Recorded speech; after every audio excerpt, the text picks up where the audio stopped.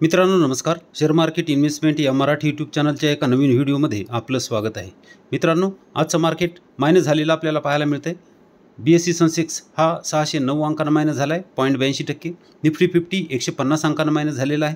Nifty bank 293 अंकांना minus झालेला आहे. तर निफ्टी मिड कॅप 100 395 अंकांना प्लस झालेला आहे. आणि त्याचबरोबर जर पाहिलं तर स्मॉल कॅप 100सुद्धा आपल्याला प्लस झालेला इथं पाहायला मिळतोय. 94 अंकांना तो प्लस झालेला आहे 0.56%. परंतु आज माझा पोर्टफोलिओ मायनस झालेला आहे, कारण माझ्याकडे बजाज फायनान्स आणि LTTS हे दोन शेअर होते आणि ते दोन्ही आज बऱ्यापैकी मायनस झाले. त्यामुळे माझा पोर्टफोलिओ हा मायनस होता. तुमचा पोर्टफोलिओ कसा होता तुम्ही कमेंटमध्ये सांगू शकता. आज आपण 3-4 IT कंपन्या पाहणार आहोत. चारही IT कंपन्या चांगल्या आहेत, सपोर्टवर आहेत आणि ह्या आता जर आपल्या पोर्टफोलिओमध्ये आपण घेऊन ठेवल्या तर भविष्यामध्ये आपल्याला चांगले रिटर्न ह्या कंपन्या देऊ शकतात. तर त्यामध्ये पहिली कंपनी आहे LTI माइंडट्री. सगळ्या IT कंपन्या आहेत, त्यामुळे जास्त डिटेल मी सांगणार नाही आहे. 4790वर ट्रेड करत आहे. आज 3.34% वाढ ह्याच्यामध्ये झालेली आपल्याला पाहायला मिळत आहे. मार्केट कॅप 1,41,000 करोडचं मार्केट कॅप आपल्याला इथं पाहायला मिळते. स्टॉकचा PE 31 आहे, त्यामुळे PE काही जास्त महाग नाही. ROCE 32, ROE 25 आणि फेस व्हॅल्यू 1 आहे. प्रॉफिट ग्रोथ जर पाहिली तर 3.94% प्रॉफिट ग्रोथ दिसते, कारण IT आणि केमिकल कंपन्यांमध्ये सध्या प्रेशर आहे आणि प्रमोटर होल्डिंग 68.6ची असलेली आपल्याला पाहायला मिळते. EPS बघू शकता. EPS इथून इथपर्यंत चांगले वाढलेले आपल्याला पाहायला मिळतात, पण हे 2-4 क्वार्टर EPS हे वाढलेले नाहीत. सध्या मीडियन PEच्या जवळच PE ट्रेड करत आहे आणि मीडियन PEच्या जवळ किंवा त्याच्या खाली जर PE आपण असेल आणि खरेदी केली फंडामेंटल स्ट्रॉंग असलेल्या कंपनीत, तर भविष्यामध्ये आपले पैसे हे चांगले बनू शकतात. हे वारंवार मी दाखवून दिलेलं आहे. मीडियन PE जर पाहिला तर मीडियन PE 30.5चा असलेला आपल्याला पाहायला मिळत आहे. हिचे सेल्स बघितले तर 3,851 करोडचे सेल्स होते मार्च 2013ला, तर 35,000पर्यंत सेल्स ही कंपनी घेऊन आलेली आहे. आता नेट प्रॉफिट जर पाहिलं तर नेट प्रॉफिट बघू शकता. 562 करोडचं नेट प्रॉफिट 4,585 करोडपर्यंत कंपनी घेऊन आली आहे. त्यामुळं नेट प्रॉफिट आणि सेल्स दोन्हीही कंपनीनं चांगल्या प्रकारे वाढवलेले आपल्याला इथं पाहायला मिळत आहेत. Sales growth profit growth double digit तर आहे, चांगली आहे आणि स्टॉक प्राईस CAGR 5 वर्षाचे 22% आपल्याला पाहायला मिळतात. तरीही 3 वर्षापासून स्टॉक चाललेला नाही हे इथं आपल्याला दिसत आहे. आणि चालू वर्षी फक्त 7% चाललेला शेअर आपल्याला दिसत आहे. तरीही आपल्याला 5 वर्षाचे 22% CAGR आहेत. जेव्हा इथं आपल्याला शेअर अजून चालायला लागेल तेव्हा वर आपल्याला अजून जास्त CAGR मिळालेले पाहायला मिळतील. बॅलन्स शीटमध्ये रिझर्व जर पाहिलं तर 19,988 म्हणजे जवळपास 20,000 करोडचं रिझर्व आपल्याला इथं पाहायला मिळते. आणि कर्ज जर पाहिलं तर कर्ज फक्त 2,000 करोडचं कर्ज आहे. त्यामुळं कंपनीकडं चांगलं रिझर्व असलेलं आपल्याला पाहायला मिळते. चार्ट बघा, एकदम सपोर्टवरून पुन्हा बाईंग चालू झालेली आहे. इथं सपोर्ट घेतलेला आहे, इथं सपोर्ट घेतलेला आहे आणि इथं सपोर्टवरूनच शेअर वर जात असलेला आपल्याला पाहायला मिळतोय. 4,788वर ट्रेड करत आहे. ज्यांना शॉर्ट टर्ममध्ये खेळायचं आहे ते इथं घेऊन वर जवळपास 6,000च्या आसपास विकू शकतात. ज्यांना लॉंग टर्मसाठी ठेवायची त्याच्यासाठी सुद्धा ही कंपनी चांगली आहे. पुढची कंपनी AFEL इंडिया. बऱ्याच दिवसापासून ही कंपनी चालत नाही आहे, तक्रार आहे लोकांची. 1105वर ट्रेड करत आहे. सध्या 3.70% आज वाढ झालेली आपल्याला पाहायला मिळते. 15,499 करोडचं मार्केट कॅप आहे. स्टॉकचा PE 56.9 म्हणजे जवळपास 57 आहे. ROCE 20, ROE 18.5, फेस व्हॅल्यू 2 आहे. प्रॉफिट ग्रोथ 8.57 आहे. प्रमोटर होल्डिंग 56.9 म्हणजे जवळपास 57%ची प्रमोटर होल्डिंग आहे. EPS चांगले वाढलेले आपल्याला इथं पाहायला मिळत आहेत. असे EPS वाढूनही शेअर चालत नाही म्हणजे आपल्याला ही संधी आहे. मीडियन PE जो आहे 65.9 त्याच्याही खाली PE आपल्याला इथं ट्रेड करत असलेला दिसत आहे. मीडियन PEच्या खाली मिळत आहे. कंपनी चांगली आहे, भविष्यामध्ये चांगला पैसा ही कंपनी बनवून देऊ शकते. सेल्स बघा, 2018 पासूनचे 167 करोडचे सेल्स आपल्याला इथं पाहायला मिळत आहेत. 1,692 करोडपर्यंत आणलेले आहेत.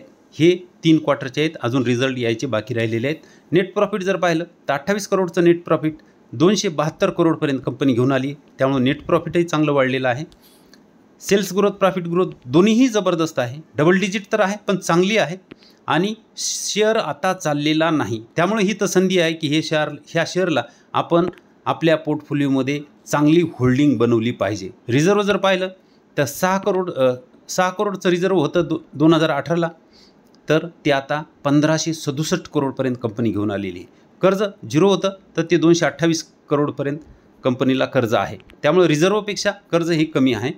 चार्ट बघा, चार्टमध्ये कंपनी ज्या ह्याच्यामध्ये चालत होती ह्या बॉक्समध्ये, तो बॉक्स आता वर गेलेला आहे.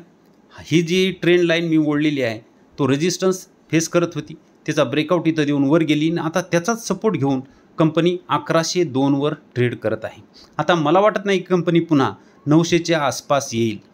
इथं बघू शकता, इथं 900च्या आसपास येईल असं वाटत नाही, कारण आता बऱ्याच दिवसापासून जवळपास 21 पासून कंपनी ही चाललेली नाही. म्हणजे 3 वर्षापासून ही कंपनी चाललेली नाही असं आपल्याला इथे दिसतंय. ज्यांच्याकडे ही कंपनी नाही त्यांनी आता खरेदी केली तर भविष्यामध्ये चांगला पैसा बनवू शकतो. पुढची कंपनी आहे हॅपीएस्ट माइंड. ही कंपनी बऱ्याच लोकांना आवडत होती ज्यावेळेस ही कंपनी पळत होती त्यावेळेस. आता ही कंपनी चालत नाही तर बरेच लोक ही कंपनी विकत असतील. 0.29% मायनस आहे. 817 वर ही कंपनी ट्रेड करत आहे.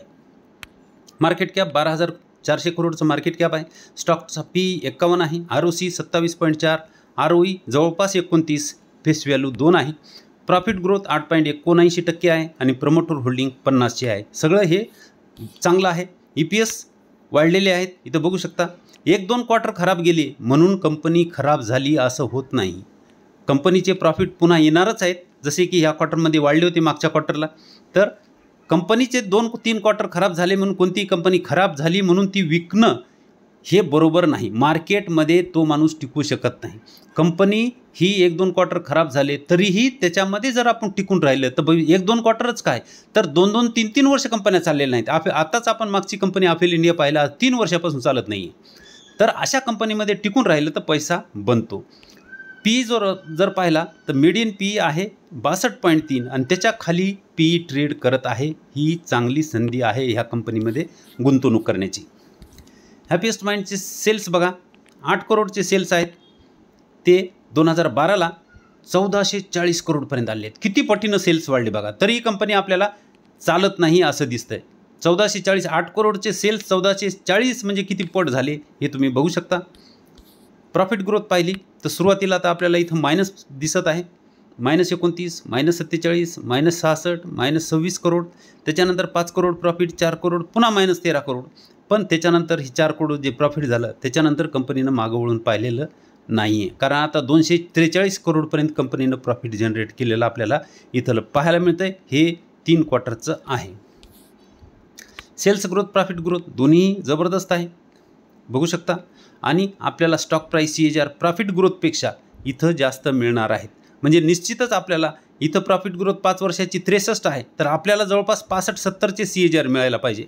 3 वर्षाची 67 आहे प्रॉफिट ग्रोथ, 37 आहे, तर आपल्याला 37पेक्षा जास्त म्हणजे 40-45चे CAGR मिळायला पाहिजे. म्हणजे कंपनी आपला चांगला पैसा बनवून देऊ शकते. कारण 26चा CAGR जरी कंपनीनं दिला तर 10 वर्षामध्ये कंपनी 10 पट पैसा बनवते आणि त्याच्यापेक्षा जास्त CAGR बनवणारी ही कंपनी आहे.